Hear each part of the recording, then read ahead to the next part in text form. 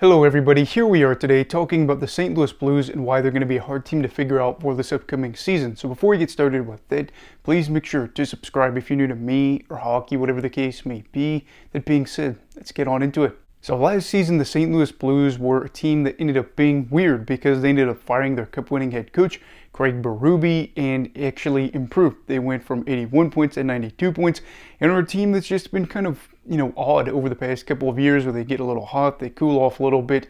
But the thing for this team is they finished out the year relatively strong as they went 11-4-3. And this is a side that I'm like, I haven't made a video over them in a minute. I kind of want to talk about what next season could theoretically look like for them, some positives, some negatives. Not really a season preview, just kind of talking about some things in the off season. So let's start off with some of the positives. And I think one of the things that's really good for this team is they have a lot of really young forwards that look very promising.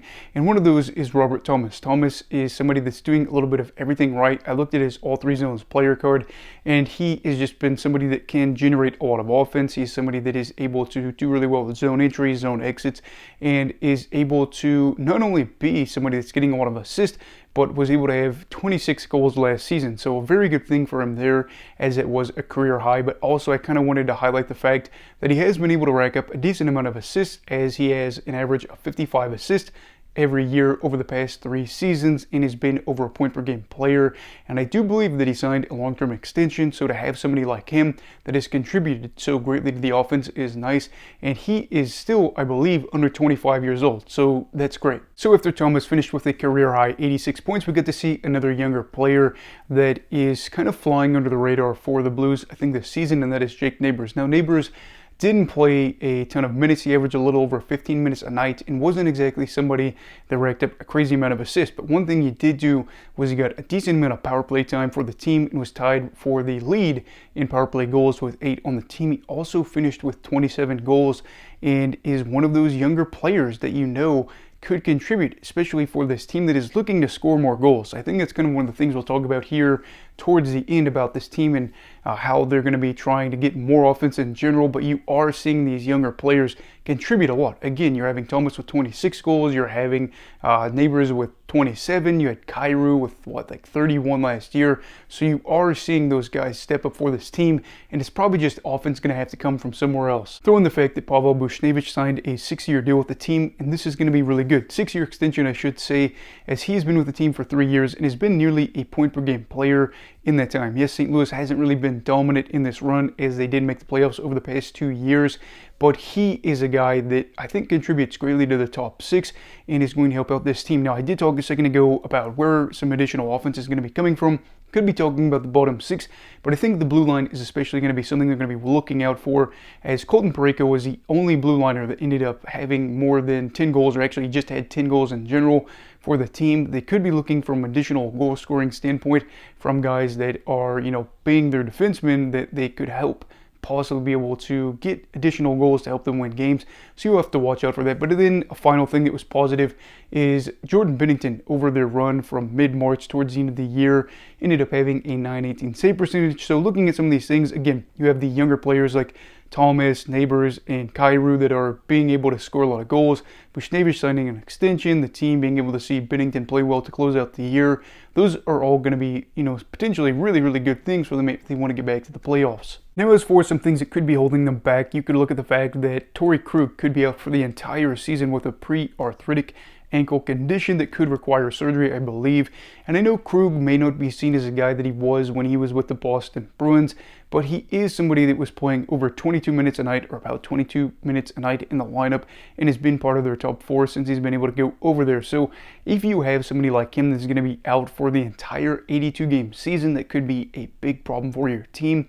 And I know, again, it's not necessarily like Krug is going to go out there and win the Norris, but you are dealing with the fact that now you got to jumble your pairings a little bit and figure out exactly what you're going to do.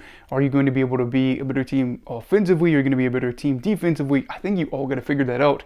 But it is something where now you have a big hole in your lineup where you have to get somebody to eat up those 22 minutes, and that is going to be interesting to watch out for. Another thing to look out for too is, while they did go 11-4-3 to close out the season, they had some really easy teams that they played. They played the Anaheim Ducks, Chicago Blackhawks. They played the Ottawa Senators, Seattle Kraken, and the San Jose Sharks. They had multiple games against Anaheim. They had multiple games against San Jose. I actually think they lost to the Sharks 6-5 when I was looking at this and doing my notes. But you can see that final home stretch of the year, while they did play well and win, a decent amount of those games and pick up a lot of points in that time, I think it was 6th best in the league for points percentage in this run.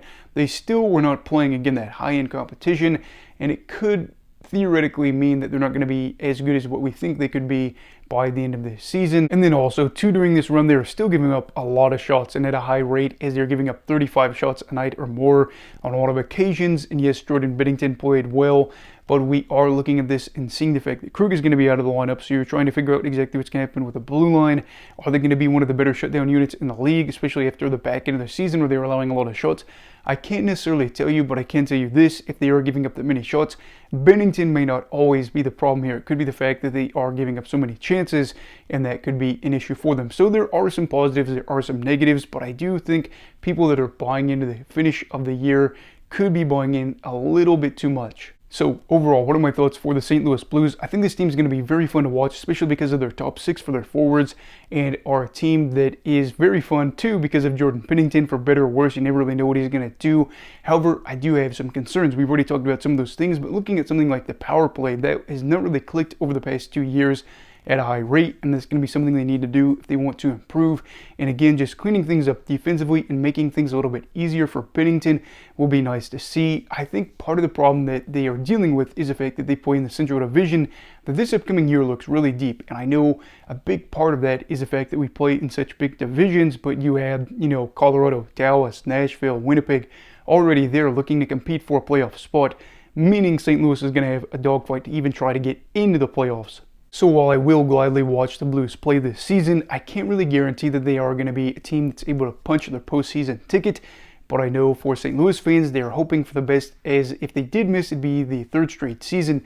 And I can't really tell you the last time that happened for the Blues because, really since 2010, 2011, somewhere around there, they have been a team that just basically makes playoffs every single year and that was capable of going on deep runs. In recent years, obviously that hasn't been a case, but they have been able to be a franchise that for a long while was able to get things done. So they are dealing with, again, the fact that they'll have a GM transition in the next couple of years, I think it is. So I am eagerly watching out to see if the Blues are able to get back to being a good team or if they have to kind of go through a rebuild anyway. What are your thoughts on the Blues as they've handed out multiple big extension of players but haven't been able to play in the playoffs? Let me know down below in the comments. Also, please make sure to like this video if you enjoyed it, subscribe if you're new. Everybody stay safe, have a great night, and Eagle of Hockey, alright. Goodbye, Brigadiers and Brigadettes. This is your captain signing off. Have a great night.